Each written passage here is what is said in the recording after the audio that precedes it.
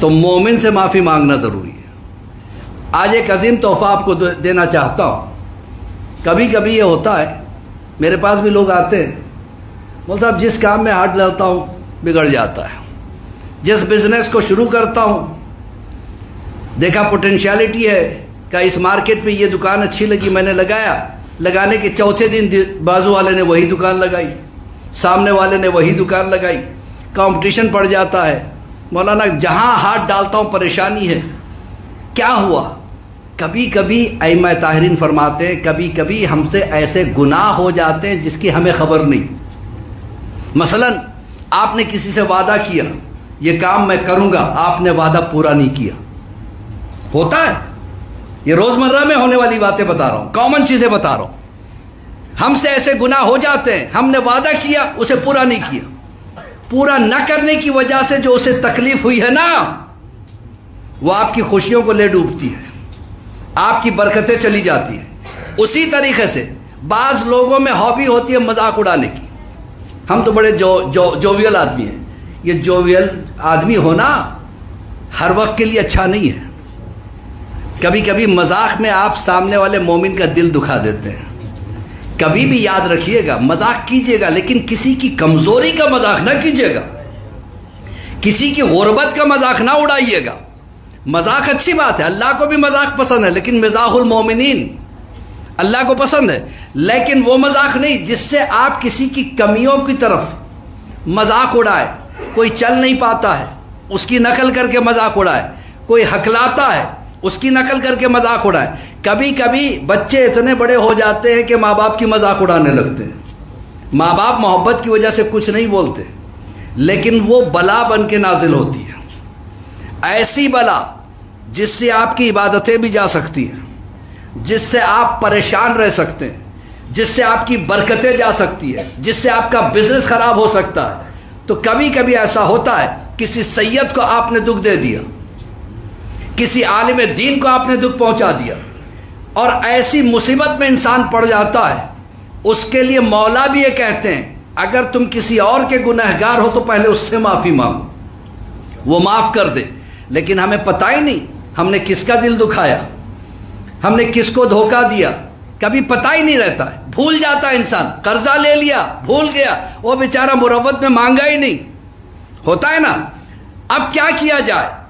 اب وہ آدمی بھی نہیں ہے جس کو دکھ دیا، نہیں جانتا وہ کہاں چلا گیا، اس سے معافی مانگنے کا کوئی چانس نہیں ہے۔ گھر میں بھی ہوتا ہے، بیوی بیچاری اگر تھوڑا سا نمک کم کر دے شامت آ جاتی ہے، کیا پکا کے لے آئی ہو، یہ کیا طریقہ ہے؟ بھائی غلطی ہر ایک سے ہوتی ہے، پہلے ذرا تعریف کر دو بہت اچھا ہے لیکن تھوڑا سا نمک، اگر ہوتا تو اور اچھا ہوتا، طریقہ ہوتا ہے۔ لیکن اگر آپ کرٹیسائز کریں، بیوی آپ کی غلام یا کنیز نہیں ہے، آپ کی لائف پارٹنر کا نام ہے، لہذا اس کو عزت دینا آپ کا کام ہے۔ آپ عزت دو گے تو بچے عزت دیں گے۔ کبھی کبھی گھروں میں جو بچے بگڑ جاتے ہیں نا، اس کی وجہ یہی ہے۔ عزیزان محترم، اب کیا کیا جائے؟ اگر مجھ سے غلطی ہو گئی ہے، مجھے یاد نہیں ہے میں نے کس کا دل دکھایا، مجھے یاد نہیں ہے کس کو میں نے وعدہ کر کے بھلا دیا، اس کے لیے ایک نماز ہے، نماز رد مظالم۔ کیا نام ہے؟ نماز رد مظالم۔ جو ہم نے ظلم کیے ہیں اس کی رد میں ایک نماز ہے۔ 4 رکعت نماز ہے، 2 کر کے پڑھنی ہے۔ پہلی نیت تو یہ کریں گے کہ 2 رکعت نماز رد مظالم پڑھتا ہوں میں یا پڑھتی ہوں میں قربتاً الی اللہ۔ یہ بہت امپورٹنٹ نماز ہے۔ اگر آپ پریشان ہیں روزی کے لیے، آپ پریشان ہیں صحت کے لیے، آپ پریشان ہیں دشمنوں کی وجہ سے، آپ پریشان ہیں کہ آپ کے بچے آپ کے تابعدار نہیں ہیں، کیونکہ ہو سکتا ہے ہم بھی ایسے تھے، اللہ نے انہیں ایسے بنا دیا، آپ پریشان ہیں کسی بھی وجہ سے، قرضداری کی وجہ سے، ائمہ طاہرین سے ہے کہ یہ نماز اگر پڑھ لے تو اس کی ساری پریشانیاں دور ہو جائے۔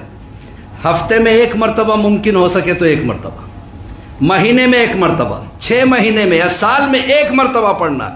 4 رکعت نماز ہے، 2 کر کے پڑھنی ہے۔ نیت کریں کہ نماز رد مظالم پڑھتا ہوں یا پڑھتی ہوں میں قربتاً الی اللہ۔ پہلی رکعت میں 1 علم 25 مرتبہ قل اللہ، دوسری رکعت میں 1 علم 50 مرتبہ قل اللہ، تشہد و سلام پڑھ کے نماز کو تمام کریں گے، پھر نیت کریں گے 2 رکعت نماز رد مظالم پڑھتا ہوں میں قربتاً اللہ. پہلی رکعت میں ایک علم کے بعد 75 ٹائمز قل اللہ، دوسری رکعت میں ایک علم کے بعد 100 ٹائمز قل اللہ. بہت آسان ہے، 25-25 کا فرق ہے. آسان ہے نا؟ نہیں، دل سے نہیں بول رہے آپ. مولانا اتنی لمبی نماز بتا رہے ہو، بھئی آپ نے بھی تو ایسا کام کیا ہے. آپ نے کیا ہی کیوں ایسا کام جس کی وجہ سے آپ پریشان ہیں؟ تو اذان محترم یہ بڑی چیز نہیں ہے، آپ کو توفیق ہو جاتی ہے اتنی مرتبہ قل اللہ پڑھنے کی، کم سے کم نماز کی وجہ سے پڑھ لو. اس سے یہ کوئی یعنی برا ڈیل نہیں ہے، ہماری ساری پریشانیاں دور ہو جائے ایک نماز کی وجہ سے. ہر ایک سے غلطی ہوتی ہے، چلتے پھرتے آپ نہیں جانتے.